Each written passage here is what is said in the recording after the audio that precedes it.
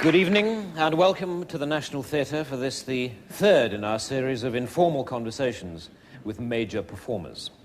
It has been a very exciting season so far, which has encompassed such performing giants as Sir Ian McKellen, Dame Judi Dench, and of course, Christopher Biggins. But tonight we are to welcome a man who, although no giant, has nevertheless made a huge impression in his chosen field. Ladies and gentlemen, Mr. Elton John.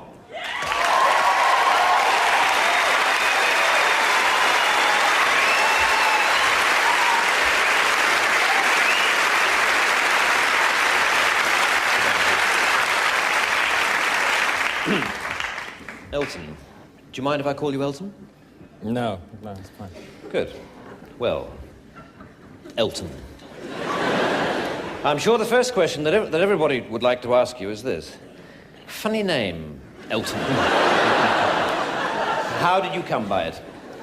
Well, I used to be in a band, and I wanted to become a singer in my own right, and I wanted to choose a name, and the saxophone player in the band was called Elton, so I chose that name. Hmm? Did you ever consider John Elton?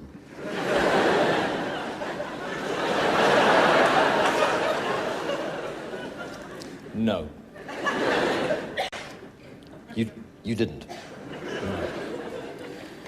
Okay. Right, well, let's start with those early albums, then. One of which I believe was called simply Elton John. Yes, that's correct. And you didn't feel awkward with the name at all? No. You didn't feel that people might say, wait a minute, they mean John Elton.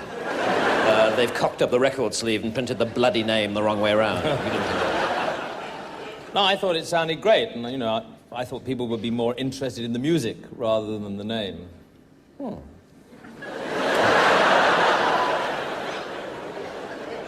Now, to the songs themselves, many of the lyrics were, of course, written by Bernie Taupin.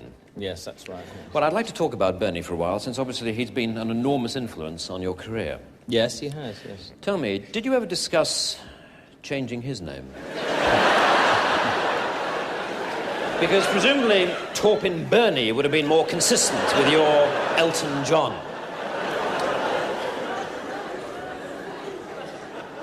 Look, do you want to talk about the old songs or not? All right, the songs.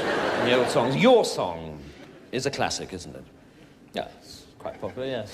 Well, there is a verse in that song in which, talking about the eyes of the person that the song is about, you sing, "Excuse me for asking, these things I do.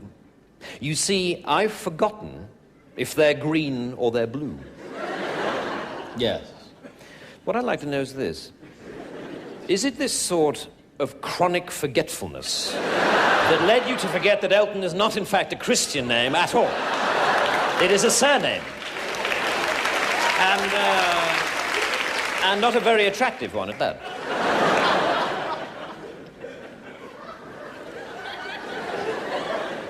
Let's talk about something else, shall we? Forget the name. All right, Mr. John. Let's talk about being a stage performer, should we? Tell me, do you ever watch other performers and get jealous?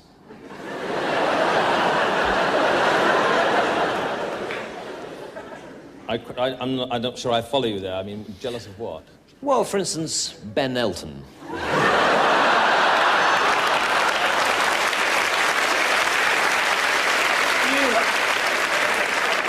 I don't have to do this, you know. All right. Look, I'm sorry. Go. All right. Fair enough, moving on then. Many consider your masterpiece, of course, to be the album Goodbye Yellow Brick Road. And there is one song that people are particularly moved by called Candle in the Wind. Yes, a lot of people seem to like that song. Now, this song is in fact dedicated to Norma Jean Baker, who, of course, changed her name to Monroe Marilyn. Marilyn Monroe. My point exactly. Marilyn is a Christian name, so it comes first. Can't you see that? Are you word blind or something? I mean, it's... I've had enough of this. All right, no, wait, please. I'm sorry. See, please, I'm sorry, it was my mistake. I'm sorry. There's only one more question to go. It won't take long, really. It won't take a moment. Sorry, there's only... I am... Please, sit down. One final question. You've obviously achieved enormous success over the years. But in fact, you didn't have a solo British #1 until this year, with a song called Sacrifice. Now, my big question is this. Surely you wouldn't have had to wait so long for a #1 if it hadn't been for your stupid, pointless, bloody name! Bang!